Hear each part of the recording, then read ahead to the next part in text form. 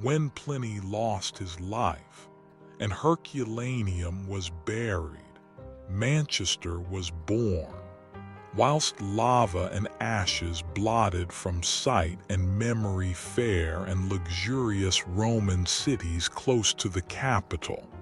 The Roman soldiery of Titus, under their general Agricola, laid the foundations of a distant city which now competes with the great cities of the world, where now rise forests of tall chimneys, and the hum of whirling spindles spread the dense woods of Arden.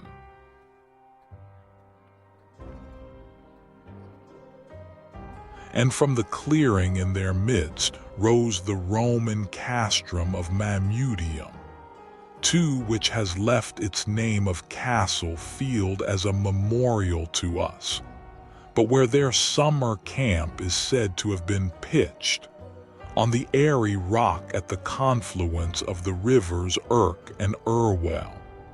Sacred church and peaceful college have stood for centuries, and only antiquaries can point to Roman possession, or even to the baronial hall which the Saxon lord perched there for security.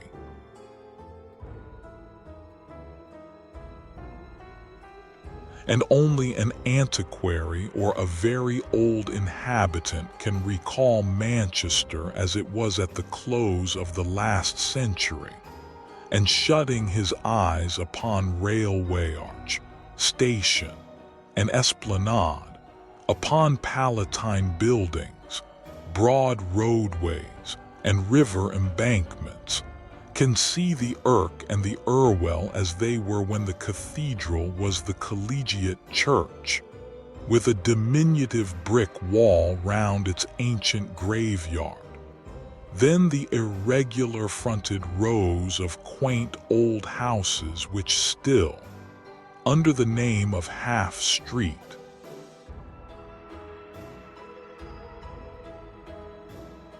crowd upon two sides of the churchyard, with only an two intervening strip of a flagged walk between, closed it up on a third side, and shut the river, lying low beneath, from the view, with a huddled mass of still older dwellings, some of which were thrust out of sight, and were only to be reached by flights of breakneck steps of rock or stone, and like their hoary fellows creeping down the narrow roadway of Hunt's Bank, overhung the Irwell, and threatened to topple into it some day.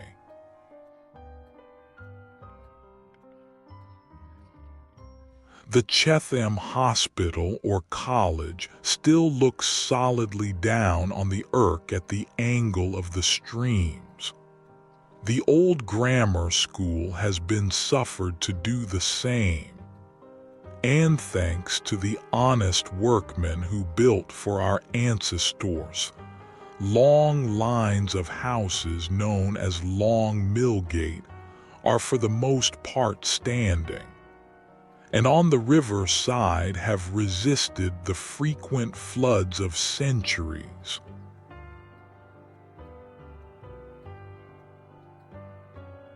In 1799, that line was almost unbroken from the college, where it commenced at Hunt's Bank Bridge, to Red Bank, the little alley by the town mill, called Millbrow, which led down to the wooden mill bridge, was little more of a gap than those narrow entries or passages which pierced the walls like slits here and there, and offered dark and perilous passage to courts and alleys, trending in steep incline to the very bed of the Irk. The houses themselves had been good originally,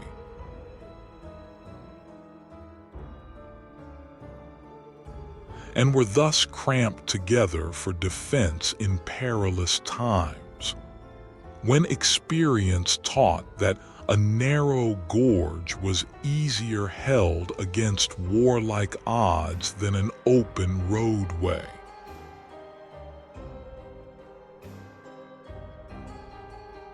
Ducie Bridge had then no existence, but Tanner's Bridge, no doubt a strong wooden structure like that at Millbrow, accessible from the street only by one of those narrow, steep passages, stood within a few yards of its site, and had a place on old maps so far back as 1650. Its name is expressive, and goes to prove that the tannery on the steep banks of the Irk, behind the houses of Long Millgate opposite to the end of Miller's Lane,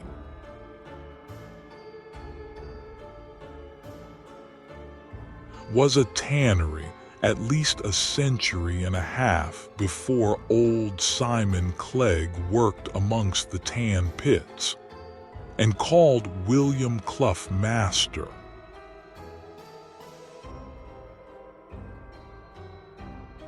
To this sinuous and picturesque line of houses, the streams with their rocky and precipitous banks will have served in olden times as a natural defensive moat.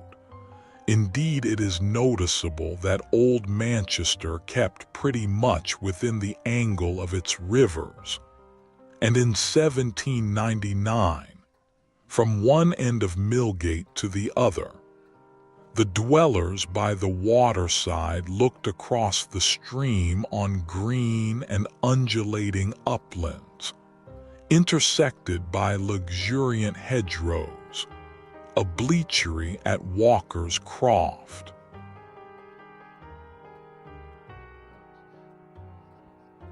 and a short terrace of houses near 3 Scotland Bridge, denominated Scotland, being the sole breaks in the verdure.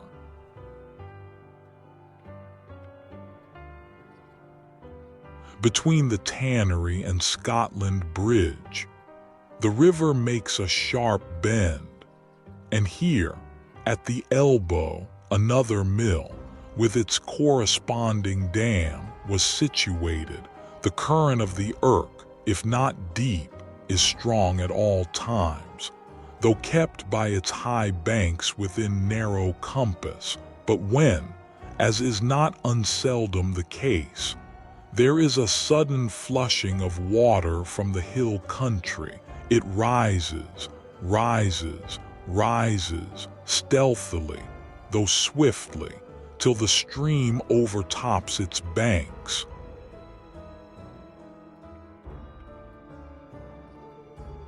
Washes over low-lying bleach crofts, fields, and gardens, mounts foot by foot over the fertile slopes, invades the houses, and, like a mountain robber sweeping from his fastness on a peaceful vale, carries his spoil with him, and leaves desolation and wailing behind.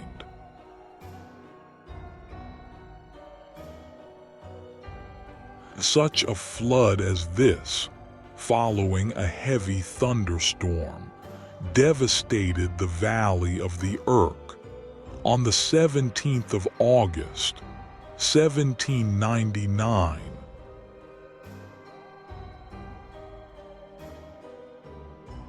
Well was it then for the tannery and those houses on the bank of the Irk which had their foundations in the solid rock, for the waters surged and roared at their base, and over pleasant meadows a widespread turbulent sea, with here and there an island of refuge, which the day before had been a lofty mound.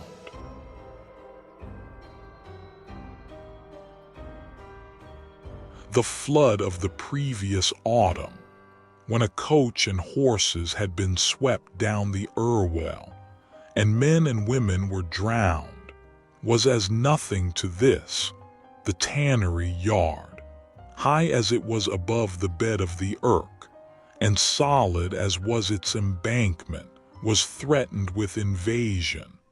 The surging water roared and beat against its masonry, and licked its coping with frothy tongue and lip, like a hungry giant, greedy for fresh food. Men with thick clogs and hide-bound legs, leathern gloves and aprons,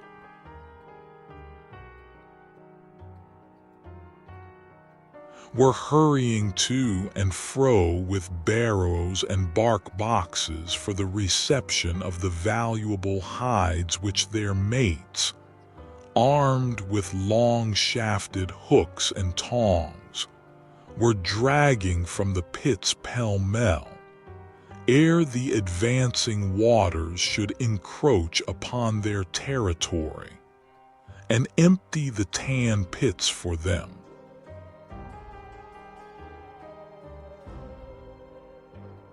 Already the insatiate flood bore testimony to its ruthless greed. Hanks of yarn, pieces of calico, hay, uptorn bushes, planks, chairs, boxes, dog kennels, and hen coops, a shattered chest of drawers, pots and pans, had swept past, swirling and eddying in the flood, which by this time spread like a vast lake over the opposite lands, and had risen within 3 feet of the Arch of Scotland Bridge, and hardly left a trace where the mill dam chafed it commonly.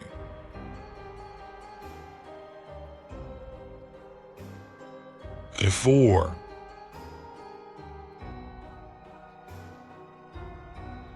too busy were the tanners, under the eye of their master, to stretch out hand or hook to arrest the progress of either furniture or livestock, though beehives and hen coops, and more than one squealing pig, went racing with the current, now rising towards the footway of Tanner's Bridge.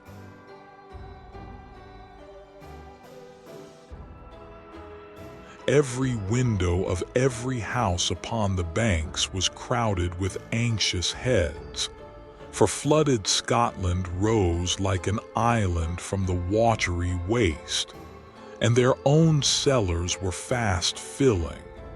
There had been voices calling to each other from window to window all the morning, but now from window to window, from house to house, rang one reduplicated shriek, which caused many of the busy tanners to quit their work and rush to the watcher's edge. To their horror, a painted wooden cradle,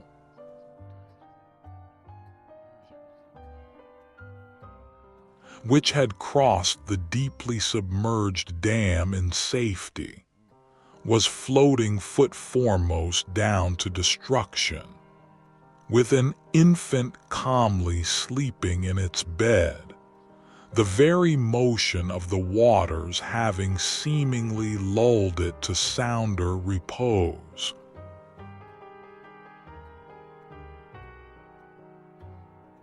"Good Lord, it's a choilt," exclaimed Simon Clegg, the eldest tanner in the yard. "Lend a hand here, for the sake o' th childer at wome."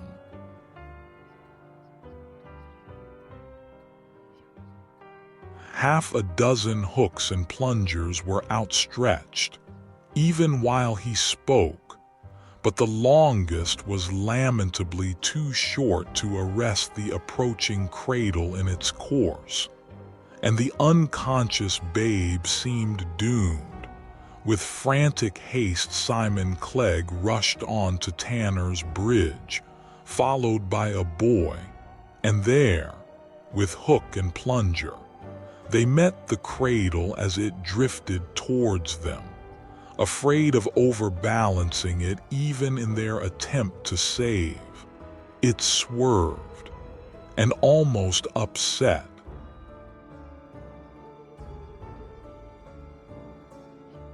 But Simon dexterously caught his hook within the wooden hood and drew the frail bark and its living freight close to the bridge, the boy, and a man named Chaper, lying flat on the bridge, then clutched at it with extended hands, raised it carefully from the turbid water, and drew it safely between the open rails to the footway, amidst the shouts and hurrahs of breathless and excited spectators.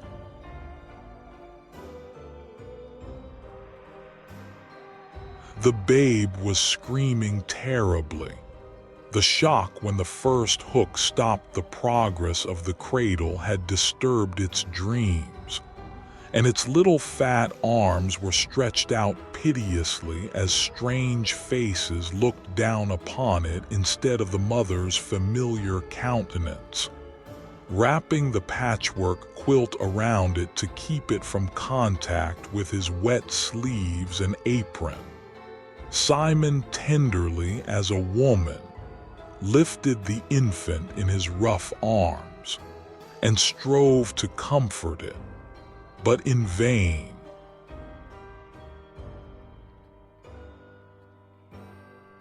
His beard of 3 days' growth was as a rasp to its soft skin, and the closer 5 he caressed, the more it screamed. The men from the tannery came crowding round him.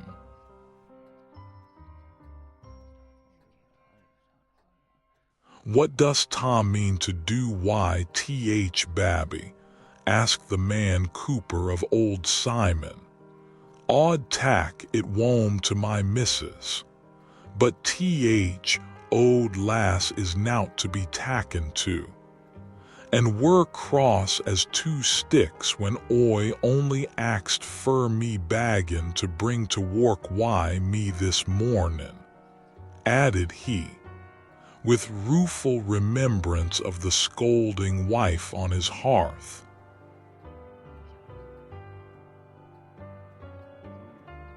"Nee, lad, I'll not trust poor choilt to thy Sally. It 'ud be loike chuckin' it out o' waiter into fire. Hush-a-bye, Babby, I'll just take it to our Bess, and who'll cuddle it up, and gie it summat to sup, till we find its own mammy," answered Simon, leaving the bridge. "Bring the cather 3 along, Jack, to the boy. Bess'll want it when known o' that tackle at our place. Hush-a-bye, Babby."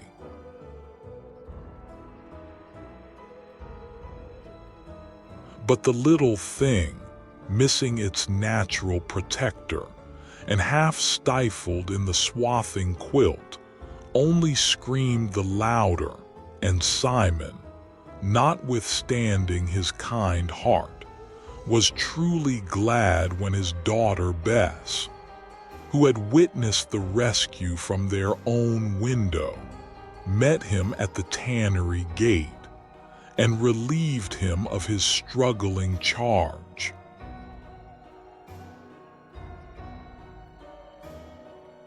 "See thigh, Bess. Here's a godsend fur thea poor little babby fur thigh to tend and be coined to. Till them it belongs to come a-seekin' fur it," said he to the young woman. "But tha mun give it some at better than cowed waiterits had too mich o' that already."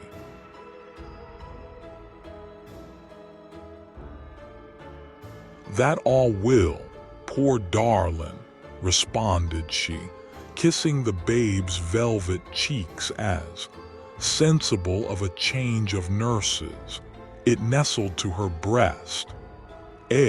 but there'll be sore hearts for this blessed babby, somewhere.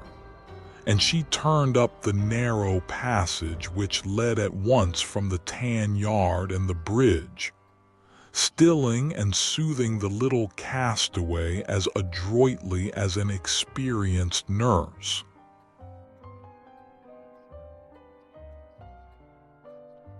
"Nee luck thigh, lad," Simon remarked to Cooper. "Is na it fair wonderful hew that babby tacks to our Bess, but it's just a way who has. And theer is na a fractious choilt eye of our yard but'll be quiet why Bess."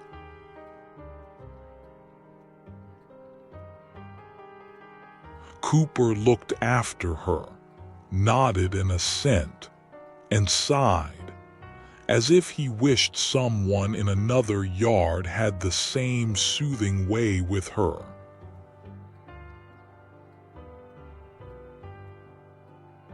But the voice of the raging water had not stilled like that of the rescued infant.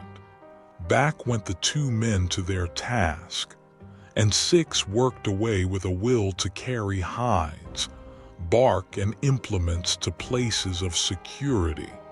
And as they hurried to and fro with loads on back or barrow, up, inch by inch, foot by foot, the swelling flood rose still higher, till, lapping the footbridge, curling over the embankment, it drove the sturdy tanners back, flung itself into the pits, and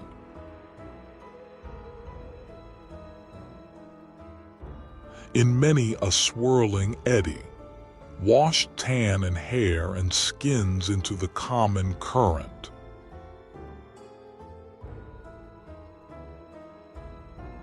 Not so much, however, went into its seething cauldron as might have been, had the men worked with less vigor, and, quick to recognize the value of ready service, Mr. Clough led his drenched and weary workmen to the Skinner's Arms in Long Millgate, and ordered a supply of ale and bread and cheese to be served out to them.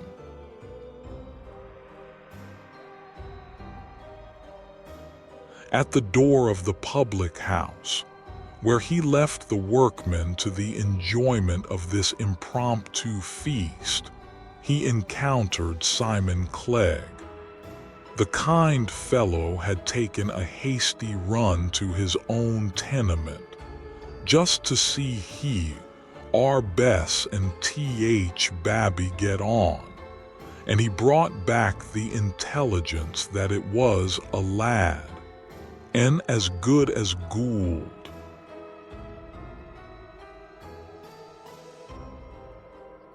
"Oh, my man, I've been too much occupied to speak to you before," cried Mr. Clough.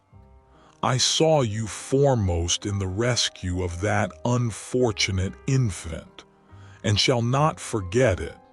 Here is a crown for your share in the good deed. I suppose that was the child's mother you gave it to."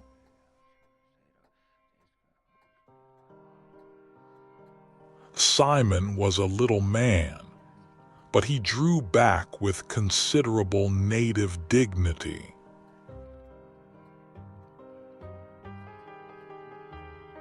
"Thank yo, meester, all Th same, but all cannot tack brass fur just doin' my duty.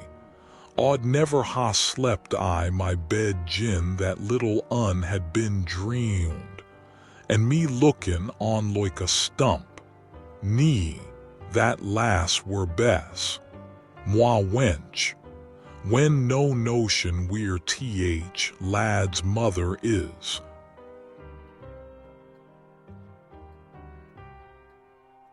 Mr. Clough would have pressed the money upon him, but he put it back with a motion of his hand.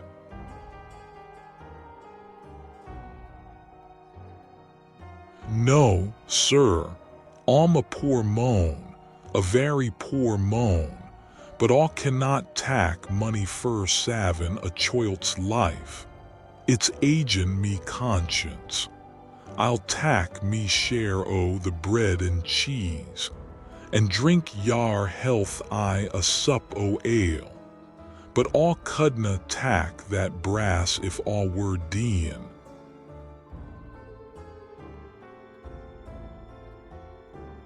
And Simon, giving a scrape with his clog, and a duck of his head, meant for a bow, passed his master respectfully, and went clattering up the steps of the Skinner's Arms, leaving the gentleman standing there, and looking after him in mingled astonishment and admiration.